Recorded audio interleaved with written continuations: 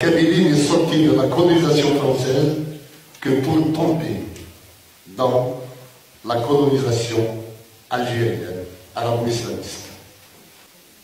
Mais du fait que la France tourne le dos au combat des Amazighs en général et à celui des Kabyles pour la liberté en particulier, nous questionne légitimement sur notre attitude future vis-à-vis de la France.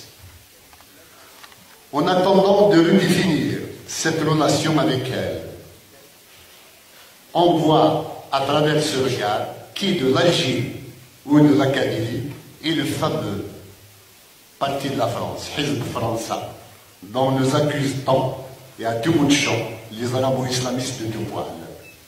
La Kabylie doit devenir indépendante pour d'innombrables raisons valables, aussi bien pour elle-même que pour la communauté internationale. Les raisons pour le peuple kabyle d'aller vers son indépendance sont multiples. Il y a un principe de base. Un peuple doit disposer de sa liberté. Un peuple n'a pas le droit de vivre sous la botte d'un autre. Sa propre dignité lui impose le devoir de s'en affranchir. Un peuple n'est rien s'il n'a pas sa liberté avant nous-mêmes chanter. En droit et dans l'absolu, il n'y a pas de sous-peuple, il n'y a pas de peuple mineur, comme il n'y en a pas de supérieur.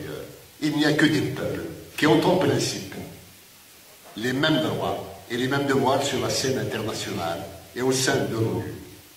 En dehors de sa propre volonté, il n'y a rien qui justifie qu'un peuple soit privé de son État et de sa souveraineté.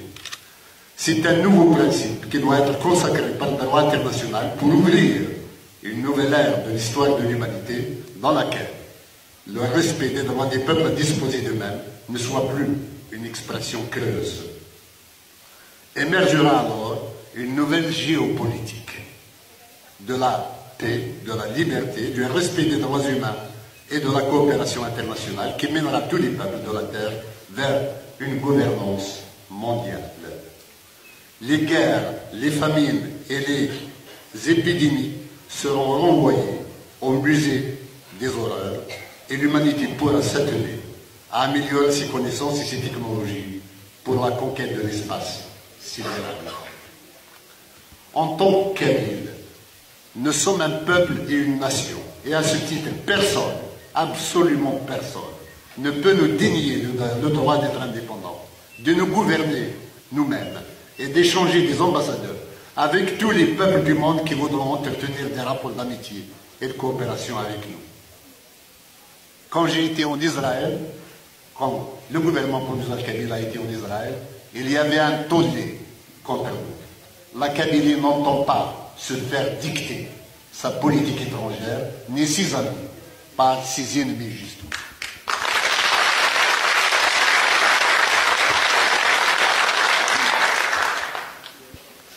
Nous sommes un peuple de 12 millions d'âmes sur un territoire de 40 000 km².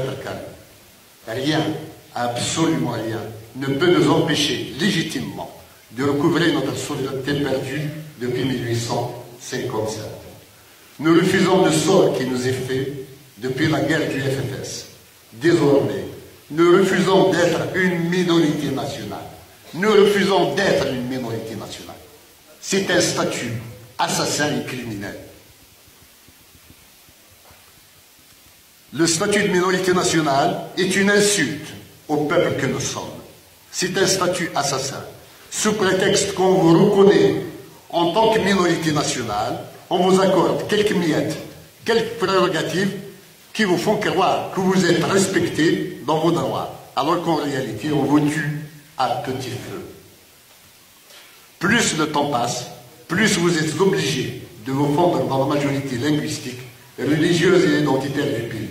À la fin, vous êtes aliénés, perdus, dissous, morts et enterrés. Accepter le statut de minorité nationale pour la Kabylie, c'est consentir au suicide collectif. Euthanasiquement. Voilà pourquoi nous, les Kabyles, nous rejetons ce statut de toute nos forces, mais la raison pour laquelle il nous faut le plus vite possible cette indépendance est le fait qu'il y a Urgence en la demeure. Notre extinction en tant que peuple est programmée à court terme. Elle est planifiée. Il y a d'abord la menace de mort. Il y a une politique anti-kabyle qui est mise en œuvre depuis 1962. Elle ne cesse d'être renouvelée, renforcée, ajustée, affinée, sophistiquée, mise à jour pour la rendre à chaque jour un peu plus agressive, plus violente et plus efficace pour effacer de l'Algérie toute trace d'identité kabyle. La mort de la Kabylie est programmée, planifiée par l'Algérie dont la survie dépend de sa victoire sur la Kabylie. Les Kabyles sont sommés de s'arabiser, de se dépersonnaliser et de se fondre dans la majorité des Algériens, disparaître dans la masse de ceux-ci, jusqu'à s'y dissoudre et devenir méconnaissables, totalement transparents. C'est une politique génocidaire qui vise à terme à se débarrasser du peuple kabyle, à ne plus en entendre parler. Quel Kabyle digne de ce nom peut-il accepter une telle perspective?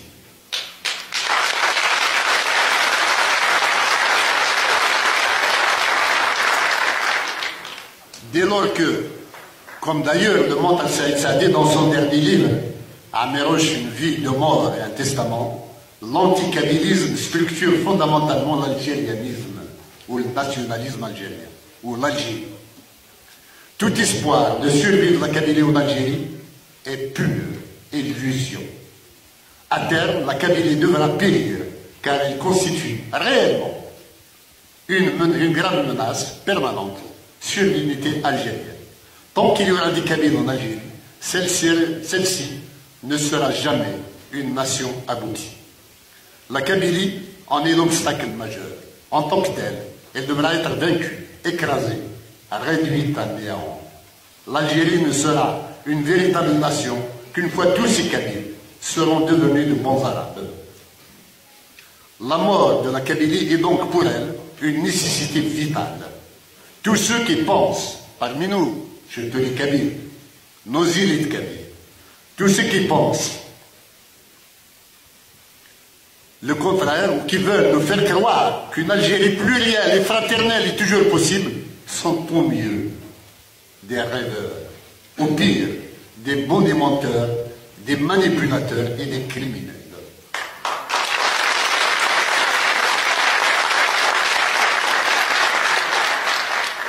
Nous ne pouvons plus croire au slogan algérianiste selon lequel nous serions tous des frères. Non, ce n'est pas vrai.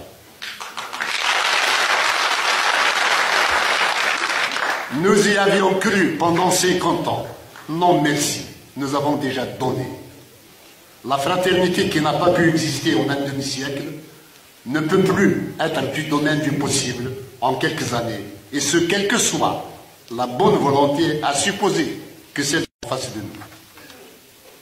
Aujourd'hui, l'Algérie envoie en Kabylie des milliers de fautes repentis terroristes islamistes, sous prétexte qu'ils sont repentis alors qu'ils n'ont jamais renoncé ni au terrorisme ni à l'intégrisme. Ils nous les envoient en Kabylie pour réussir par la mosquée, la rue et le commerce du coin, l'arabisation qui avait échoué par l'école, l'administration, la répression et les médias qui continuent toujours de distiller aux enfants kabyles leur poison mortel. La salafisation de la jeunesse kabyle est le but recherché. En transformant nos enfants en militants islamistes, ils feront d'eux des assassins de leur propre identité.